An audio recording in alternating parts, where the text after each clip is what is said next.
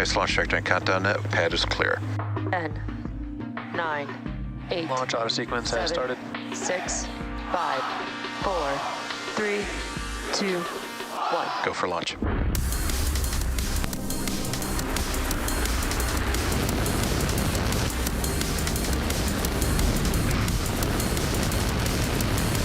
Vehicle is supersonic. Stage separation confirmed.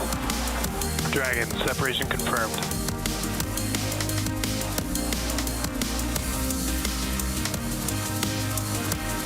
Stage 1 is transonic. Landing legs have deployed. And Falcon 9 has landed. You are looking at a live view of Falcon 9 and Dragon awaiting liftoff from Launch Complex 39A at NASA's Kennedy Space Center in Florida. In just over 18 minutes, Falcon 9 will lift off carrying Dragon and the CRS-31 mission to the International Space Station. Good evening, I'm Yomei Zhou, a lead propulsion engineer here at SpaceX. Dragon will deliver about 3 tons of science, supplies, and equipment to the space station and will return with over 4,000 pounds in about a month. After an almost 13-hour flight, Dragon will autonomously dock to the space station on Tuesday, November 5th at approximately 10:15 a.m. Eastern Time. This mission will mark SpaceX's 105th flight of 2024 and Dragon's 5th trip to the station this year.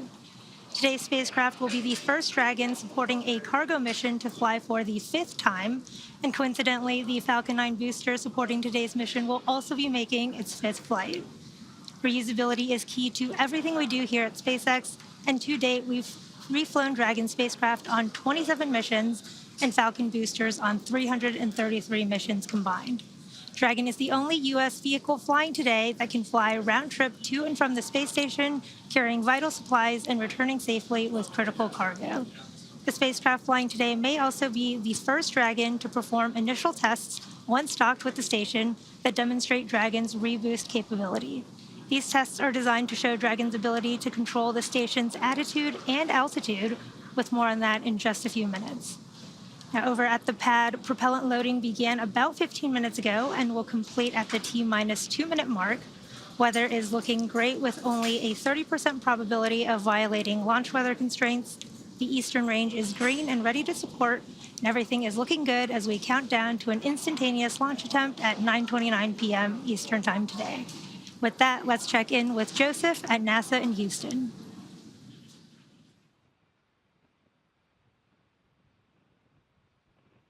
I'm coming to you live from the International Space Station Flight Control Room at NASA's Johnson Space Center in Houston, Texas, where our flight controllers, led by Flight Director Ron Spencer and his Gemini flight team, are monitoring the International Space Station, Dragon's ultimate destination after tonight's launch.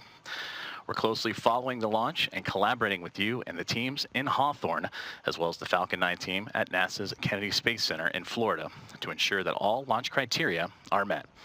Now, earlier in the countdown, a device called the Lab Router that enables telemetry for the crew on board the International Space Station to monitor Dragon went down. The crew was then briefly awakened from their sleep shift and recycled that router successfully.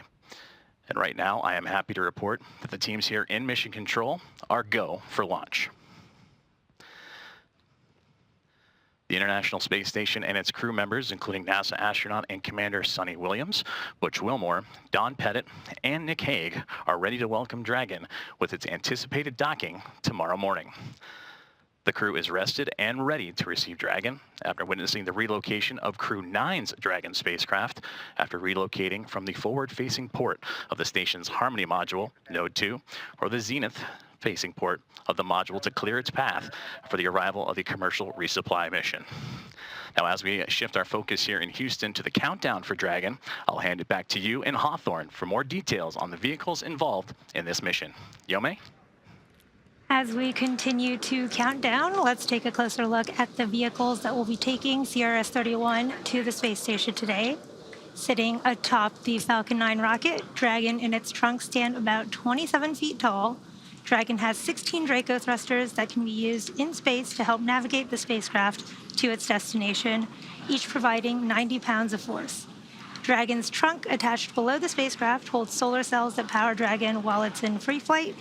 And the trunk can also carry unpressurized cargo, which it will be doing today. About 50 seconds after separation, Dragon's nose cone deploy sequence will begin exposing its guidance navigation controls that help Dragon autonomously fly to the space station. The nose cone also houses the docking mechanism that will connect with the station. Dragon has played a significant role in advancing our future in space by safely transporting crew and cargo to and from the space station. Altogether, the reusable Dragon spacecraft fleet has completed 9 human spaceflight missions on behalf of NASA and has both visited the station and returned to Earth 43 times under NASA's commercial resupply and commercial crew programs. This particular spacecraft has supported 4 previous commercial resupply missions for NASA, including CRS-21, 23, 25, and 28.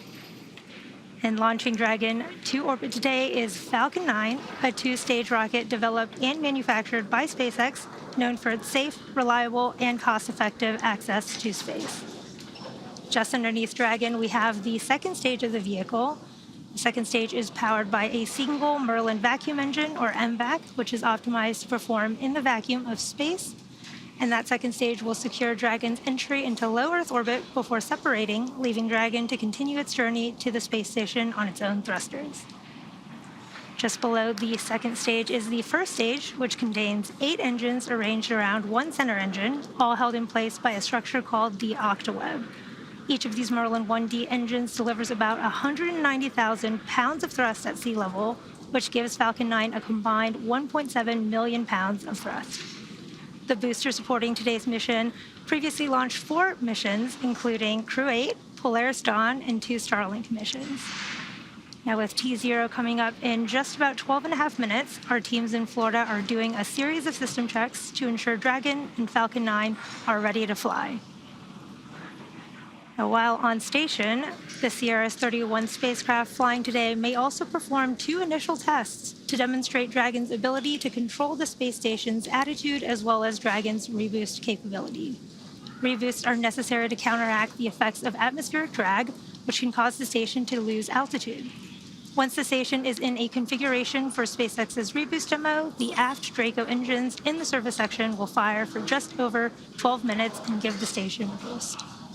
SpaceX has partnered with NASA on the creation of control algorithms to help guide and steer the Dragon and ISS through these dynamic events, which will be the first time Dragon performs tests of this nature on station. SpaceX will leverage data collected during CRS-31 to inform important analyses, which will support future enhanced capabilities and programs like the U.S. Deorbit Vehicle, or USDV. NASA selected SpaceX to develop and deliver the USDV, which will be used to deorbit the space station in a controlled manner after the end of its operational life in 2030. The USDV will be based on today's Dragon, but will feature a redesigned, larger trunk section with more Draco thrusters to help lower the station's orbit.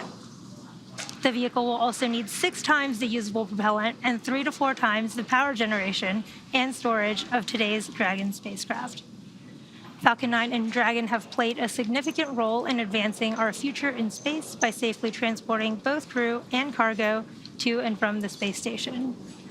There are currently 3 Dragon capsules used for cargo missions, which have collectively flown 10 CRS missions to date, and there are 4 capsules supporting human spaceflight that have docked to the station. Their names are Endeavour, Resilience, Endurance, and Freedom.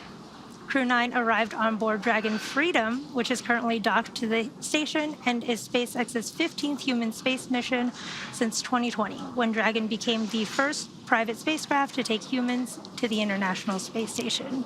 As Joseph mentioned, Crew 9 actually just completed a port relocation maneuver from the forward port to the zenith port over the weekend to make room for CRS-31 launch today. Now, as the countdown continues, let's check back with Joseph at JSC. Thank you very much, Yome. Teams here in Houston continue to monitor the countdown of NASA's SpaceX CRS-31 mission with everything on track for a successful launch. 2024 has been a year of important achievements for the International Space Station, showcasing what's possible through collaboration, as NASA's 31st commercial resupply mission with SpaceX marks the 12th launch to the orbiting laboratory this year. And it's clear that success in space is a collective effort, built on dedication and teamwork. Let's take a closer look at how this team effort has kept the station thriving throughout the year. The year began with Progress 87 delivering essential supplies to the International Space Station.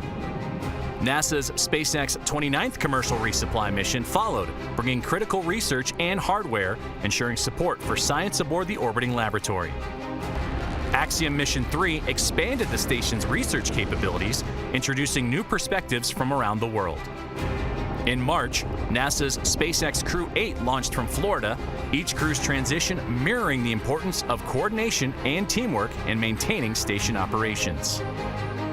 As the year progressed, NASA's 30th resupply mission with SpaceX and the arrival of additional crew aboard Soyuz MS-25 sustained the flow of research, resources, and explorers. Progress 88 reinforced the station's supply chain, maintaining momentum for new scientific discoveries. As summer arrived, Boeing's Crew Flight Test marked a key milestone in human spaceflight. And Northrop Grumman's NG-21 mission delivered supplies critical to daily life and research. The arrival of Soyuz MS-26 added to the station's capability for long-duration human spaceflight. With the recent arrival of Crew 9, the station continues to be a hub of progress and global cooperation. It's a place where scientists and explorers from across our planet work together, advancing our understanding of life in space, creating opportunities for the future. Every mission this year, from cargo deliveries to crewed launches and hosting 25 residents, reminds us that space exploration is a shared endeavor. The commitment and adaptability of countless individuals, both on Earth and in orbit, keep the station thriving. As we look ahead, we remain focused on building a future where exploration continues to push boundaries for all humanity. As we reflect on the accomplishments of 2024, it's clear that every milestone aboard the International Space Station is made possible through the dedication and teamwork of countless individuals around the world. And that journey doesn't stop there. This mission is set to deliver over 3 tons of critical cargo, including scientific hardware and samples that will advance our understanding of the physical and biological phenomena. The microgravity environment of the space station provides a unique opportunity to conduct research that can drive new technologies for deep space exploration and improve life back here on Earth. Behind every experiment, there are scientists and engineers who have spent months, sometimes years, preparing for this moment. Let's take a look at some of the science heading to the station. NASA and its international partners are launching scientific investigations on SpaceX's 31st commercial resupply services mission to the International Space Station. The Coronal Diagnostic Experiment, or CODEX, will examine solar wind and create a global comprehensive data set to help scientists validate theories for what heats solar wind, which is 1,000,000 degrees hotter than the sun's surface. A live Antarctic moss will be studied to understand the effects of cosmic radiation and microgravity on plants. Results could help identify biological systems suitable for use in bioregenerative life support systems on future missions. Dozens of samples will be exposed to space to evaluate material stability and to help researchers better understand the impacts of spaceflight. Results could support better design for spacecraft and satellites. Researchers will demonstrate cold welding techniques in space and evaluate sample integrity. Results could aid in the development of interior spacecraft repair methods and improve applications of cold welding on Earth. Discover more about all of the science making the journey to the orbiting lab at nasa.gov/ISS-science.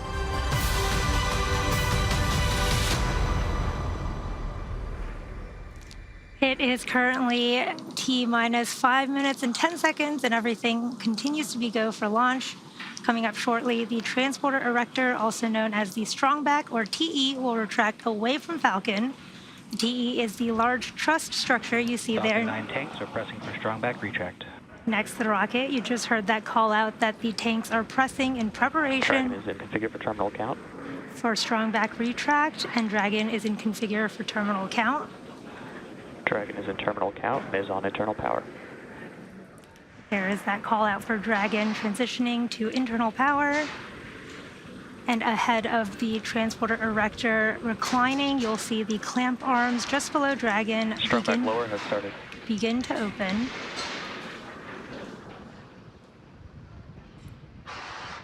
Now the transporter erector is designed to transport, raise, and support Falcon 9 at the launch pad and uses its umbilicals or flexible lines to route the vehicle's fluids, power, and telemetry from ground systems to the rocket and payload until Falcon 9 switches to internal power. There you can see those clamp arms beginning to open right under Dragon at the top of the second stage.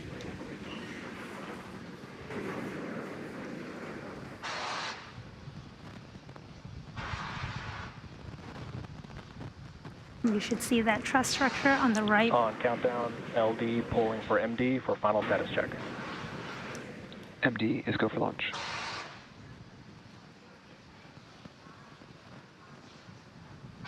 You see the transporter erector reclining from Falcon 9.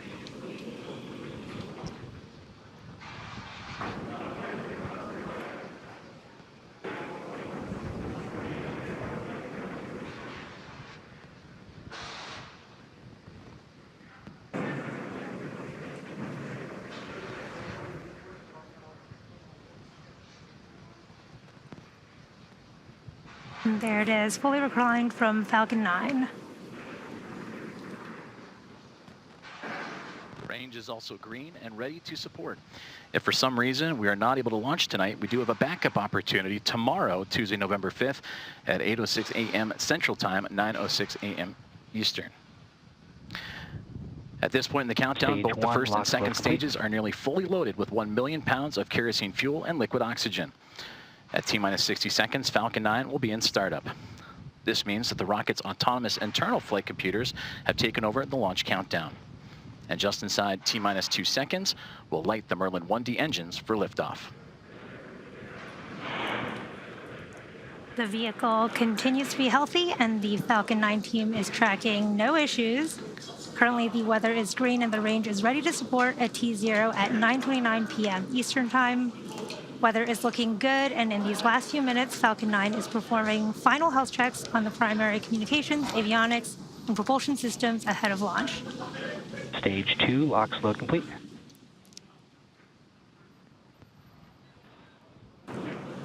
With that, we're hearing the checkouts of the second stage thrust vector control actuators underway and referred to as the engine gibble or wiggle test. And this is when SpaceX moves the nozzles ever so slightly to make sure that the guidance hardware is acceptable for flight. And as Dragon now moves into auto idle, continues those checkouts for the first stage engines, and that happens just seconds before ignition. At the time of launch, the International Space Station will be flying some 260 statute miles crossing the Atlantic Ocean.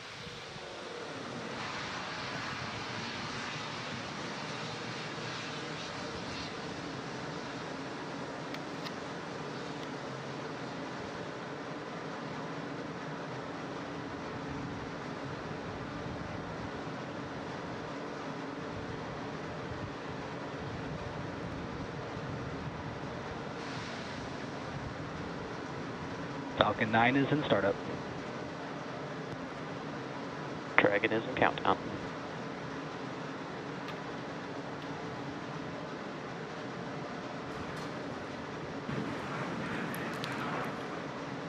SpaceX launch director, go for launch. There is that final launch director go. All systems are go for launch of Falcon 9 and the Sierra 31 mission. T-minus 30 seconds.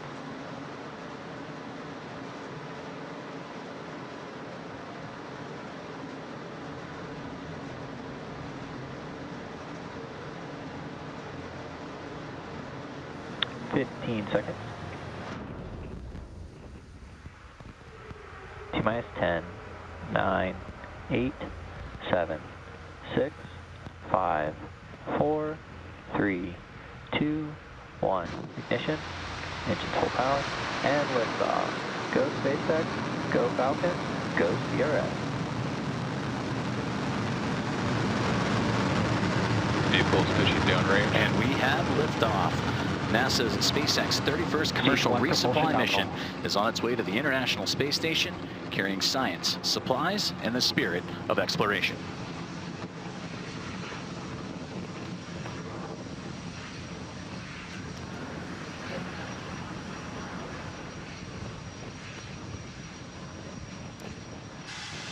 Now, during ascent, we will tilt or gimbal the engines, guiding the rocket into what we call a gravity turn. Now, during this turn, the vehicle is flying both up and horizontally away from the launch pad. The rocket Power telemetry nominal. typically needs to go 17,500 miles per hour horizontally in order Falcon 9 is supersonic. avoid getting pulled back down to Earth. You just heard that call out that Falcon 9 is supersonic. And shortly, we'll be throttling the engines back in preparation for max Q. Max Q. There's that call up for max Q. That's the maximum aerodynamic pressure that the vehicle will see during ascent. And coming up shortly, we will have a few events in quick succession, starting with main engine cutoff, followed by stage separation, Stage 2 engine chill. second engine startup 1, and the boost back burn of the first stage. You just heard the call out for the second stage engine chill, starting in preparation for that engine startup. We are just about 30 seconds away from main engine cutoff, where the 9 Merlin 1D engines on the first stage will shut down. Shortly after that, the stage 1 and 2 will separate from one another, and the MVAC engine on the second stage will start.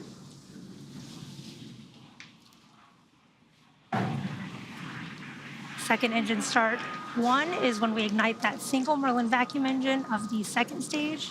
Shortly after that, the boost back burn will start on the first stage.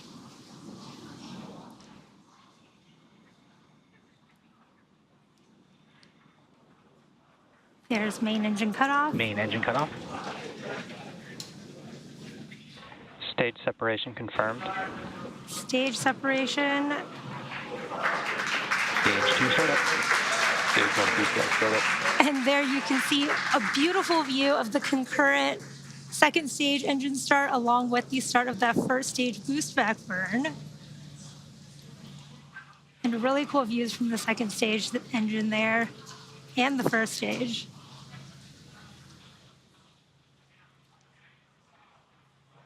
Now, if you're just joining us, the first stage on your left is in the middle of its boost back burn, which is the first of 3 burns designed to take the first stage back down to Earth to our landing zone 1. And the second stage is in its burn, carrying Dragon and the CRS-31 mission towards its intended orbit.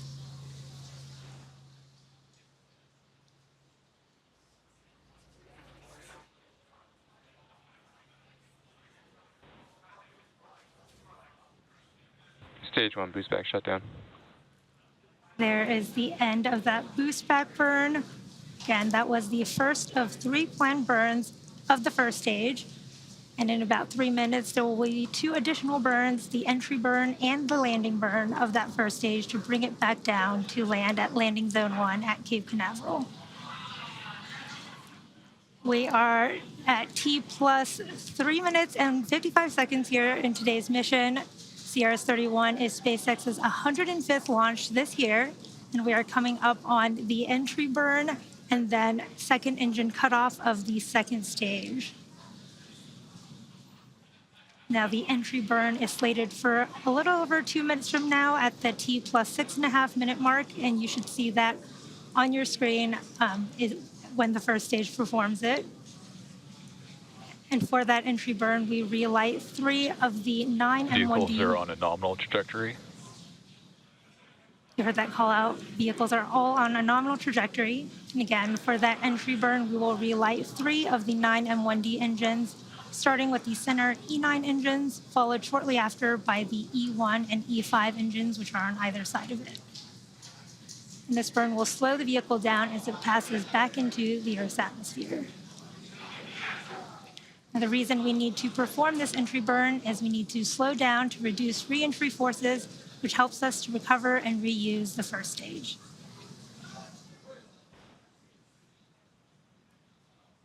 You can follow along on the bottom left and right hand of your screen for the speed and altitude for the first and second stages, respectively.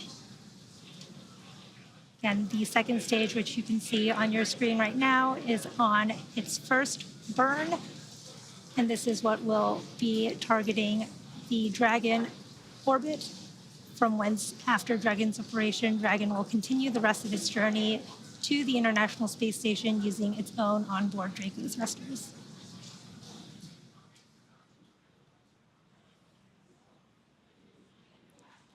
We are just about 30 seconds from the start of the first stage entry burn. This will be about a 20-second burn that slows that first stage down as it re-enters the Earth's atmosphere. Nominal trajectory.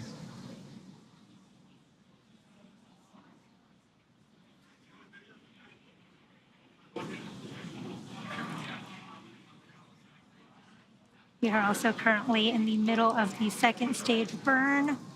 We have about 2 minutes left in this burn.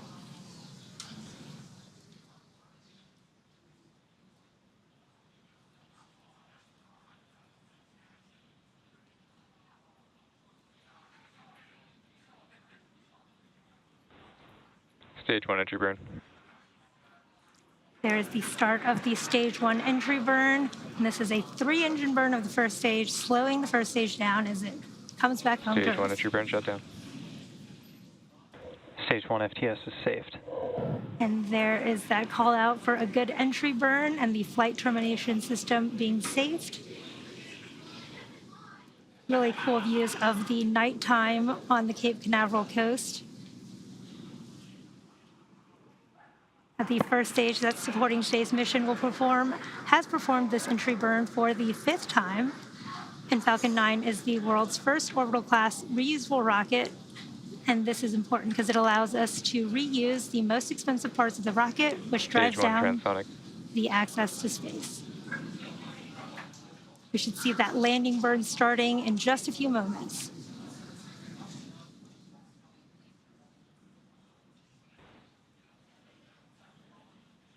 Stage 1 landing burn. There is the start of the stage 1 landing burn.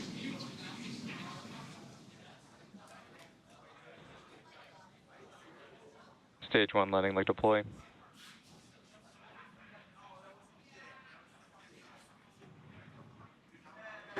Stage 1 landing is confirmed.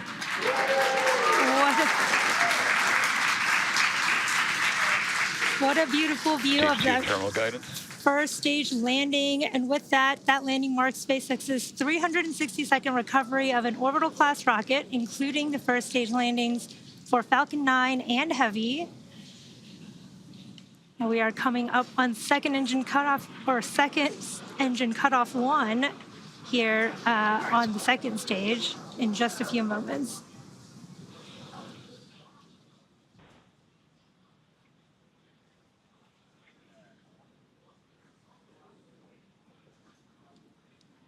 Stage 2 shutdown.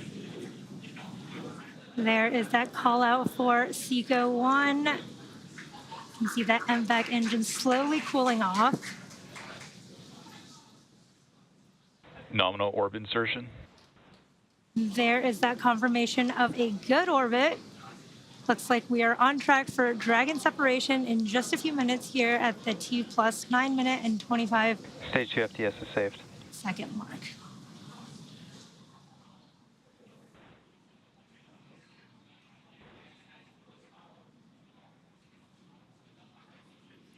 You can see that MVAC engine continuing to cool down.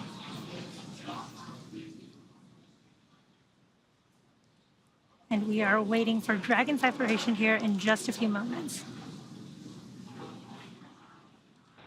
Dragon separation confirmed. There is confirmation of Dragon separation. You could just see it floating away there.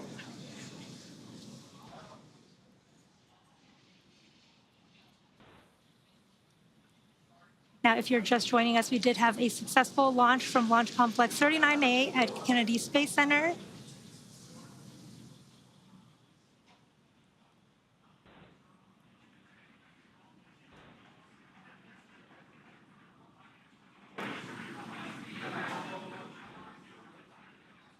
And everything has proceeded nominally so far. We had stage separation occurred at about 2.5 minutes into flight, and that was followed by a successful landing of Falcon 9's first stage on landing zone 1. And that marked the 5th landing for this particular booster. And for those of you following along, this Dragon spacecraft previously supported 4 commercial resupply missions for NASA, including CRS-21, 23, 25, and 28.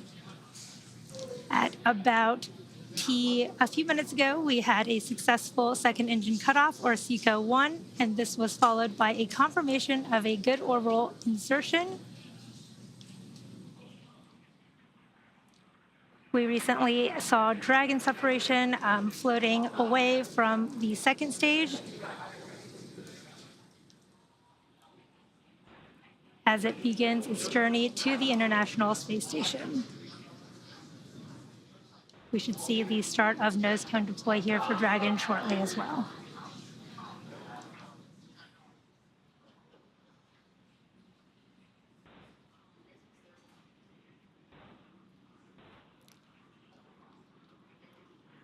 A very exciting sight to see. Dragon, you saw, was drifting away from Falcon 9's second stage, confirming spacecraft separation. Let's check in with Joseph as we prepare for nose cone deploy and preview what's in store for the rest of the flight. Thank you very much, Yome, and we're following along here from Mission Control in Houston. A wonderful launch of Dragon from the historic launch pad 39A at NASA's Kennedy Space Center in Florida. And it's great to see Dragon in orbit and starting its journey on the way to the International Space Station. We're continuing our coverage here in Mission Control Houston and awaiting for the nose cone to deploy. And that is currently about to begin here in just a few moments. The nose cone is at the very tip of the Dragon spacecraft. And once it's deployed, it will expose the 4 forward bulkhead Dracos. These Draco thrusters will execute a series of maneuvers necessary to raise Dragon's orbit and meet up with the International Space Station. And all that will begin in a little over half an hour from now. Now, for Dragon overall, it is carrying well over 3 tons of cargo that is heading to the International Space Station and the Expedition 71 crew, and that includes crew supplies, of course, science investigations, spacewalk equipment, vehicle hardware, and computer resources. And one thing that the Dragon is carrying also is a lot of food for the crew on board. And a common and fun question we get here at NASA is what kinds of delectables are inside Dragon and are on their way to the station for that crew who are anxiously awaiting them. And we did receive note that there is a fresh food kit that includes some fruits and vegetables, much like citrus and apples, some blueberries, sweet onions, and all that on its way inside Dragon right now. There are also 4 zipper crew kits, including crew preferences of coffee. With the holidays arriving, there's 1 bulk overwrap bag, or BOB, that features special occasion holiday items like lobster, crab, and quail. In addition to these items, there are also 110, that's right, 110 bulk overwrap bags containing standard food menu items, as well as some crew preference choices along the way. Now, as we take a look at the control rooms that are monitoring Dragon's progress and the International Space Station, there on your left, the International Space Station Flight Control Room, which is where we are here in Mission Control Houston. And then, of course, on the right, the teams in SpaceX monitoring Dragon's journey. And now this journey is going to continue on into the early morning hours and through the phasing burns that will be required to get Dragon to the space station by both teams, and then they will come together jointly just before docking to work and connect the cargo craft to the orbiting laboratory. And we're continuing to await the nose cone deploy of the Dragon craft as we continue to monitor everything here from Mission Control Houston. Now, we mentioned a series of burns required for the spacecraft once it reaches orbit, which it just did. And now in about 30 minutes or so, we will see that first round of what will be 5 burns that will take Dragon onto its next phase of the mission. So as we continue to await the confirmation of nose cone deploy, let's take a closer look at the next several hours and what's in store for the Dragon spacecraft. Now, immediately after Dragon separated from the Falcon 9, it begins what we call the activation and rendezvous phase of the mission. And during this phase, Dragon is configured for on-orbit operations. And this phase begins after the separation of Dragon from Falcon 9 and ends with the completion of the final co-elliptic burn. Our initial orbit today is 190 kilometers by 210 kilometers. and with those values representing the perigee and apogee of the orbit, or the lowest and highest points over Earth. That means the orbit isn't a perfect circle, but more like a very slight ellipse. Now, over the next several hours after liftoff, Dragon will execute a series of burns, which will gradually raise its orbit to align more closely with the station. And there are 5 major burns, or firings, of those Draco thrusters on Dragon that will bring the spacecraft close to station before we begin those final approach maneuvers. As we take a look inside the nose cone of Dragon as we speak, as the nose cap is opening right in front of us, and continuing to watch the nose cone deploy, again exposing those forward bulkhead thrusters that will begin those 5 phasing burns for the spacecraft, and we will get video back as soon as possible. But to quickly take a look at some of those burns as the nose cone approaching the about halfway point of opening. The first burn is the phase burn, and that's the first major one that's going to come in about 33 minutes from now, and that's performed at the apogee, or the highest point of the initial orbit, and will raise Dragon's perigee, or lowest point, to a higher altitude. And then from there, we'll transfer over to the boost burn, which will happen in the early morning hours. The next burn, based on what our orbital data will show us, is that'll raise Dragon's orbit until its orbit reaches an altitude that is just 10 kilometers lower than the space station. And from there, we'll move into burn number 3, the close co-elliptic burn. And that's followed soon by to place Dragon on an orbit roughly co-elliptic with the International Space Station. And this means that the crew will be about 10 kilometers lower than the space station itself during the entire orbit around the Earth. And then we move into burn number 4, which will be the transfer burn. And this is called the transfer burn, where we will be raising Dragon's apogee, or again, the highest point of its orbit, to just 2.5 kilometers below the station. As we continue to monitor the nose cone deploy of Dragon as we speak, about 3/4 of the way there to transfer us into the burn breakdown of the 5th burn, the final co-elliptic burn. And that is where we will round out everything with that final co-elliptic burn to once again maintain a constant orbit beneath the station, this time just 2.5 kilometers below. And then from there, Dragon will get ready to line itself up, fine-tuning its way before docking in the early morning hours of tomorrow, and that'll start with the approach initiation and then make its way on to waypoint 0. As we continue coverage in a successful on-time launch of NASA's SpaceX 31st Commercial Resupply Services mission en route to the International Space Station. As nose cone deploy just a moment away from locking into position.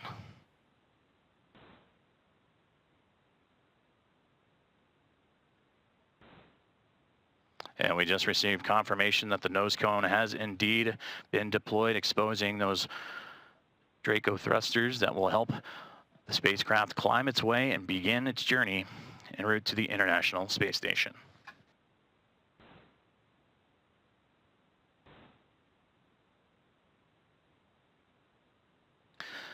Now that the nose cone is deployed, Dragon is ready for its phasing burns to the International Space Station with a successful orbital insertion.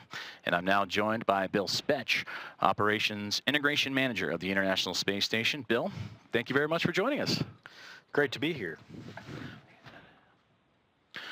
We've discussed the crucial role of collaboration, teamwork, and dedication in making missions like this possible and ensuring a continuous flow of science, technology, and resources. How have you witnessed this in your team's preparation for this mission and in recent missions? Well, you know, operating a world-class orbiting laboratory requires extensive collaboration across all aspects of the ISS program. We have adapted to numerous items that were not as we originally planned, and we have the best team in the world, and really around the world, working solutions to every potential problem that could arise. Most recently, the outstanding international collaboration around the very busy traffic schedule to ISS, and adjusting to that ever-changing launch and landing schedule while we prepared for the future by adding new capabilities to the ISS. It certainly has been a busy time for the space station. It feels like it's been like that for quite some time now. And with this cargo mission, add that to the traffic dossier for this mission. Well, in addition to the cargo being delivered aboard it, another important aspect of this mission is showcasing the spacecraft's reboost capabilities. We touched upon it earlier in the broadcast of this importance and what it means to the International Space Station. But can you explain the significance of this ability and its importance for the space station? Yeah, the ISS requires periodic boosts to maintain its orbit around the Earth. And normally these are completed by Progress, the Zvezda service module, or even Cygnus. It is important to us to continue to add capability to the ISS, and performing reboosts with Dragon is an awesome addition to that capability. Plus, this allows the team to gather data that helps inform the design and operation eventually of the UST orbit vehicle. In your time and in your career with the International Space Station, you focused on maintaining its health and its integrity. How do missions like this one help achieve those goals while also advancing the station's capabilities, like you just touched upon with some of the traffic coming to and fro, also the scientific research and the technological developments? You know, ISS depends on a steady flow of supplies to safely maintain and continue on with its mission. This mission delivers examples of all those needs for the vehicle. Dragon will deliver food, spares, and of course the very important science that we conduct on board. Dragon also returns items to the ground. This allows us to refurbish hardware instead of building new copies, investigate designs and improve reliability for future spaceflight endeavors, and allows the scientific sample return to Earth that furthers research. Well, we look forward to seeing all that this mission has to have in store, especially those reboost capabilities for this Dragon spacecraft. Bill Spetch, Operations Integration Manager of the International Space Station. Sir, thank you very much for your time. Thank you. Dragon now begins its journey towards the International Space Station, using phasing burns to gradually close in the distance. This process will take about a day and a half, with approach and docking expected actually early tomorrow morning at 9:15 a.m. Central Time, 10:15 a.m. Eastern. Tune in to NASA Plus for live coverage of the final approach and docking starting at 7:45 a.m. Central Time, 8:45 a.m. Eastern, with docking expected around 9:15 a.m. Central, 10:15 a.m. Eastern. With a couple of hours after docking and settling in, the Expedition 72 crew will perform a series of leak checks, and the crew will begin to then unload the Dragon spacecraft. For the latest updates, be sure to visit nasa.gov. We will see you tomorrow for docking, and until then, let's check in one more time with Yome and our team in Hawthorne. This is Mission Control Houston. Thanks, Joseph. The Dragon supporting CRS-31 will return to Earth in about 1 month. SpaceX is honored to be a part of NASA's Commercial Resupply Services initiative to deliver critical cargo to the space station, and we thank NASA for entrusting us with today's mission. This mission marks our 105th of the year and our 400th successful liftoff of Falcon. Thank you to the entire SpaceX team and to all of our customers for helping to make this incredible journey possible. And congratulations to the SpaceX and NASA teams for tonight's successful launch. Make sure to follow at SpaceX on X and check out spacex.com/launches for up-to-date missions and schedules. Thanks as always for tuning in, and have a good night.